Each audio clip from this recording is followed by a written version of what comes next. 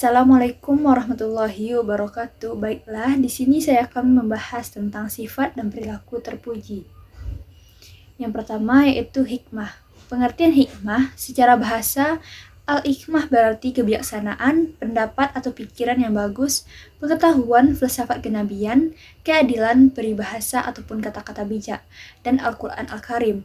Menurut Al-Maghribi dalam kitab tafsirnya, menjelaskan hikmah sebagai perkataan yang tepat lagi tegas, yang diikuti dengan dalil-dalil yang dapat menyingkap kebenaran dan melenyapkan keserupaan.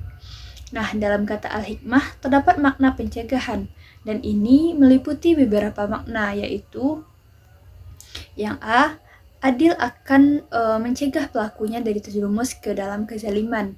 Yang B, hilm akan mencegah pelakunya dari terjerumus ke dalam kemarahan. Nah, adapun yang C, ilmu akan mencegah pelakunya dari terjerumus kejahilan. Nah, yang D, nubuwah Al-Quran, seorang nabi tidak lain diutus untuk mencegah manusia dari menyembah selain Allah dan dari terjerumus ke dalam kemaksiatan serta perbuatan dosa. Al-Quran dan seluruh kitab samawiyah diturunkan oleh Allah agar manusia terhindar dari syirik, mungkar, dan perbuatan buruk. Selanjutnya kita masuk yaitu dalil hikmah. Allah menyeru kepada manusia supaya menyampaikan dakwahnya dengan hikmah ataupun bijaksana, yakni dengan kata-kata yang menyenangkan sebagaimana firman Allah dalam surat An-Nahl ayat 125 yang berbunyi, A'udzubillahi minasyaitonirrajim, Bismillahirrahmanirrahim, Ud'u ila sabili rabbika bil hikmah wal mau'izatil hasanah wajadilhum billati hiya ahsan. Yang artinya, serulah manusia kepada jalan Tuhanmu dengan hikmah dan pelajaran yang baik, dan bantahlah mereka dengan cara yang baik.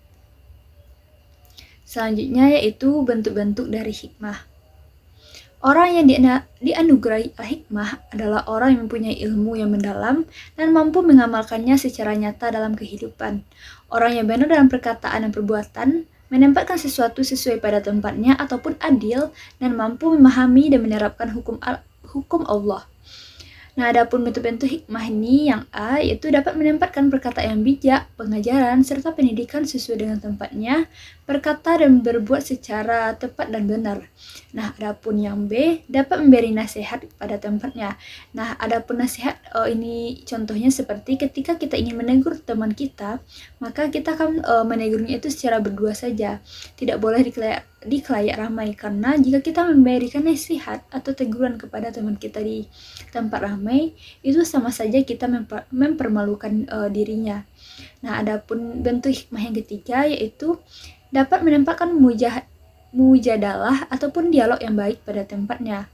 Nah, yang D, dapat menempatkan sikap yang tegas. Yang E, memberikan hak setiap sesuatu, tidak berkurang dan tidak berlebih, tidak lebih cepat ataupun lebih lambat dari waktu yang dibutuhkannya. Nah, kita masuk selanjutnya itu keutamaan hikmah. Yang A, memiliki rasa percaya diri yang tinggi dalam melaksanakan dan membela kebenaran ataupun keadilan. Yang B, yaitu menjadikan ilmu pengetahuan sebagai bekal utama yang terus dikembangkan. Nah, yang C, mampu berkomunikasi dengan orang lain dengan beragam pendekatan dan bahasannya. Nah, yang D, memiliki semangat juang yang tinggi untuk mengisyaratkan kebenaran dengan amar ma'ruf nahi mungkar. Nah, yang E, senantiasa berpikir positif untuk mencari solusi dari semua persoalan yang dihadapi. Yang F, memiliki daya penalaran yang objektif dan otentik dalam semua bidang kehidupan. Nah, adapun yang G, yaitu orang-orang yang dalam perkataan dan perbuatannya senantiasa selaras dengan sunnah Rasulullah. Nah, adapun materi kita yang kedua yaitu ifah. 1. Pengertian ifah. Nah, secara etimologis, ifah adalah bentuk masdar dari afa yaifu, yang berarti menjauhkan diri dari hal-hal yang tidak baik. Secara terminologis, ifah adalah memelihara kehormatan diri dari segala hal yang merendahkan, merusak, dan menjatuhkannya. Ifah atau al-ifah juga dapat dimaknai sebagai usaha untuk memelihara kesucian diri dari hal-hal yang tidak baik, dan juga berarti memelihara kesucian diri. Al-ifah adalah menjaga diri dari segala tuduhan, fitnah, dan memelihara kehormatan. Orang yang memiliki ifah kadang-kadang menghindarkan diri dari hal-hal yang halal karena menjaga harga diri, seperti meminta-minta untuk keperluan yang sangat mendesak, untuk memenuhi kebutuhan hidupnya. Selanjutnya kita masuk yaitu dalil ifah, perintah menjaga kesucian lisan. Sebagaimana terdapat pada surah Al-Ahzab ayat 70 yang berbunyi, A'udzubillahi minasyaitonirrajim, Bismillahirrahmanirrahim. Ya ayyuhalladzina amanu taqullaha wa qulu qawlan sadida. Yang artinya, hai orang-orang yang beriman, bertakwalah kamu kepada Allah dan katakanlah perkataan yang benar. Selanjutnya yaitu bentuk-bentuk dari ifah. Yang A dengan menjaga kesucian diri. Nah, adapun menjaga kesucian diri ini terdapat beberapa bagian. Yang pertama itu kita harus menjaga kesucian panca indera, yang mana kita harus menundukkan pandangan dari lawan jenis supaya bisa menjaga kesucian panca indera kita. Kemudian juga ada kesucian jasad, kesucian dari memakan harta orang lain, dan kesucian lisan. Nah, yang B, menjaga kehormatan diri. Seperti menjaga kehormatan diri dalam masalah seksual, seorang muslim harus menjaga penglihatan, pergaulan, dan cara berpakaiannya. Kemudian menjaga kehormatan diri dalam masalah harta. Nah, apabila seorang muslim yang miskin dihimbau untuk tidak meminta-minta kepada orang lain atau mengadahkan tangannya kepada orang lain. Nah, sementara bagi muslim yang memiliki kelebihan hartanya, dalam Al-Quran telah disuruh untuk agar membantu orang miskin seperti berzakat ataupun bersedekah kepada mereka. Nah, adapun bentuk yang ketiga yaitu membimbing jiwa menuju kearifan, yaitu memalingkan jiwanya dari ketergantungan kepada makhluk dengan menjaga kehormatan diri sehingga tidak berharap mendapatkan apa yang di tangan mereka, merasa cukup dengan Allah. Nah, selanjutnya kita masuk kepada keutamaan ifah, yaitu yang pertama, A, dapat menjauhkan diri dari perbuatan yang merendahkan martabat. Kedua, yaitu dapat menjaga kehormatan diri dalam hubungannya masalah nafsu. Nah, yang ketiga, mewujudkan rasa persamaan martabat dan sederajat kemanusiaan. Yang keempat, dapat membawa pada tingkat ketakwaan yang paling tinggi. Nah, yang terakhir, saling memahami kelebihan dan kekurangannya, kekuatan dan kelemahannya. Selanjutnya kita masuk ke materi yang ketiga, yaitu syaja'ah. Yang pertama, pengertian syaja'ah. Secara bahasa, syaja'ah berarti berani atau gagah. Menurut istilah, syaja'ah adalah keteguhan hati, kekuatan pendirian untuk membela dan mempertahankan kebenaran secara berani dan terpuji. Jadi, syaja'ah adalah keberanian berlandaskan kebenaran dan dilakukan dengan penuh pertimbangan. Secara etimologi, kata al-syaja'ah berarti antonimnya dari kata al-jabn yang berarti pengecut. Nah, kemudian dapat kita simpulkan bahwa berani terhadap sesuatu bukan berarti hilangnya rasa takut dalam menghadapi sesuatu. Keberanian dinilai dari tindakan yang berorientasi kepada aspek maslahat dan tanggung jawab dan berdasarkan pertimbangan maslahatnya.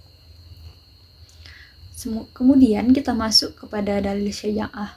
Allah Subhanahu wa taala berfirman tentang syaja'ah dalam surah Al-Imran ayat 139 yang berbunyi, A'udzubillahi minasyaitonirrajim, Bismillahirrahmanirrahim.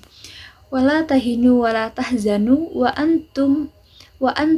antumul a'launa in kuntum mu'minin. Yang artinya, janganlah kamu bersikap lemah dan janganlah pula kamu bersedih hati, padahal kamulah orang-orang yang paling tinggi derajatnya jika kamu orang-orang yang beriman. Nah, di dalamnya tersebut Allah telah menjelaskan kepada kita bahwa kita tidak boleh bersedih hati karena kita adalah karena jika kita beriman maka kita adalah orang yang paling tinggi derajatnya, karena Allah sendirilah yang telah mengatakan pada ayat tersebut. Nah, selanjutnya kita masuk kepada bentuk-bentuk dari syaja'ah ini. Yang A, memiliki daya tahan yang besar untuk menghadapi kesulitan, penderitaan, dan mungkin saja bahaya dan penyiksaan karena ia berada di jalan Allah.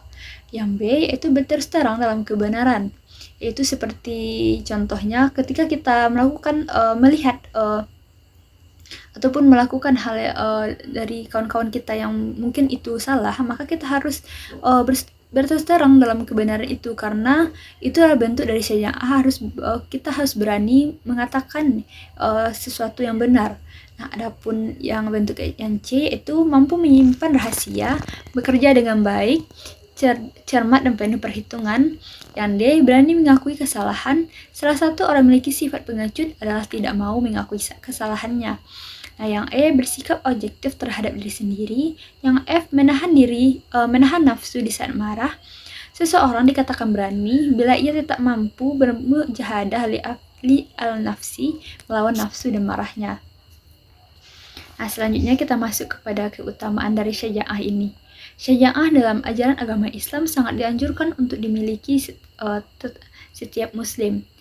Sebab selain mereka memiliki sifat terpuji, juga mendatangkan berbagai kebaikan bagi kehidupan beragama, berbangsa, dan bernegara. Dari syaja'ah, maka akan menimbulkan hikmah dalam bentuk sifat mulia, cepat tanggap, perkasa, memecah nafsu, memaafkan. Akan tetapi, jika seseorang terlalu dominan keberaniannya, maka itu akan menimbulkan sikap ceroboh, seperti dia akan menjadi ceroboh, takabur, meremehkan orang lain, dan juga ujub. Nah, selanjutnya kita masuk kepada materi yang terakhir, yaitunya adalah. Yang pengertian adalah katanya berasal dari kata adil yang artinya tidak berat sebelah, tidak memihak atau menyamakan yang satu dengan yang lainnya. Setelah berpihak pada yang benar, berpegang teguh pada kebenaran, dan sepatutnya tidak sewenang-wenangnya. Adil artinya sama, seimbang, atau menempatkan sesuatu pada tempatnya. Nah, dengan demikian, keadilan berarti bertindak atas dasar kebenaran, bukan mengikuti kehendak hawa nafsu. Berlaku adil adalah memperlakukan hak dan kewajiban secara seimbang, tidak memihak dan tidak merugikan pihak manapun. Nah, adapun adil berarti tidak berat sebelah, serta berarti sepatutnya dan tidak sewenang-wenangnya. Selanjutnya kita masuk kepada dalil adalah. Orang yang beriman hendaknya dapat menyampaikan amanat dengan baik. Apabila menetapkan hukum, hendaknya dapat menetapkan hukum dengan adil.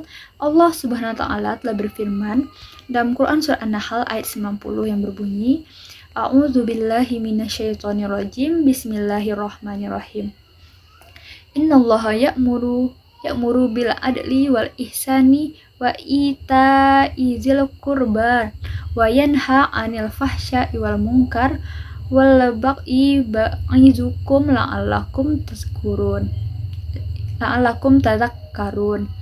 Yang artinya, sesungguhnya Allah menyuruh kamu berlaku adil dan berbuat kebajikan, memberi kepada kaum kerabat, dan Allah melarang dari perbuatan keji, kemungkaran, dan permusuhan. Dia memberi pengajaran kepadamu agar kamu dapat mengambil pelajarannya.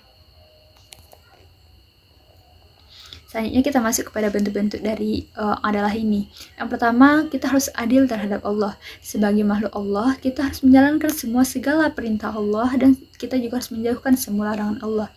Nah, di sini yang dimaksud perintah Allah seperti kita harus melaksanakan sholat, berpuasa, menolong orang lain, berzakat, bersedekah, dan masih banyak lagi perintah-perintah Allah yang harus kita jalankan. Sedangkan larangan Allah seperti kita dilarang untuk bermabukan, berjudi, berzina, bergibah, dan masih banyak juga larangan yang dilarang oleh Allah. Kemudian kita juga harus adil terhadap diri sendiri. Nah, adil terhadap diri sendiri ini seperti kita harus memenuhi kebutuhan jasmani dan rohani kita, seperti kita sering kali lupa dengan memenuhi ataupun adil terhadap diri kita sendiri, karena kita hanya mementingkan duniawi saja. Ketika kita memiliki tugas, maka kita hanya fokus ke tugas, padahal tubuh kita juga butuh istirahat, juga butuh asupan. Nah, di sanalah kita harus adil terhadap diri kita sendiri, supaya kita dapat memenuhi kebutuhan jasmani dan rohani kita agar tetap sehat sebagaimana mestinya yang telah Allah berikan kepada kita. Nah, yang ketiga yaitu adil terhadap orang lain, yaitu kita harus memberikan hak orang lain dengan jujur, benar, serta tidak mengurangi hak tersebut. Nah, adapun adil yang keempat yaitu adil terhadap makhluk lain, yaitu seperti kita adil terhadap binatang. Kita harus menyesuaikan tempat di mana binatang itu untuk tinggal. Nah, selanjutnya kita masuk kepada keutamaan adalah ini. Yang A, terciptanya rasa aman dan tentram karena semua telah merasa diperlakukan dengan adil. Nah, yang B, membentuk pribadi yang melaksanakan kewajiban dengan baik. Yang C, menciptakan kerukunan dan kedamaian. Yang D, begitu mulianya orang berbuat adil sehingga Allah tidak akan menolak doanya. Nah, dapat kita simpulkan dari 4 materi tersebut bahwa kita sebagai makhluk Allah ataupun orang yang sebagai umat muslim sudah seharusnya kita menanamkan sifat-sifat dari hikmah, ifah ataupun syaja'ah adalah karena dengan kita menanamkan sifat tersebut maka kita akan selalu merasa dekat oleh Allah. Kemudian Allah juga telah menjanjikan bahwa kita selalu adalah ataupun adil kepada Allah maupun kepada diri sendiri, maka Allah tidak akan menolak doa kita. Kemudian kita juga harus menjaga kesucian diri kita, yang mana tidak hanya kesucian dari jasad saja, tapi juga kita sering lupa dengan kesucian tentang panca indera seperti mata. Kita harus selalu menundukkan pandangan dari yang bukan mahram. Kemudian kita juga harus menjaga kesucian dari telinga, yang mana kita juga tidak boleh mendengarkan hal-hal yang tidak seharusnya atau tidak sepatutnya kita dengar. Kemudian kita juga harus menjaga lisan kita. Seringkali kita luput ataupun lupa bahwa kita sering mengatakan hal-hal ataupun yang menyinggung menyinggung perasaan orang lain. Maka dari itu kita harus bersifat ifah supaya kita dapat menjaga kesucian diri kita ataupun menjauhkan kita dari hal-hal yang tidak baik nantinya. Baiklah, mungkin hanya sekian presentasi dari saya. Saya akhiri dengan Assalamualaikum warahmatullahi wabarakatuh.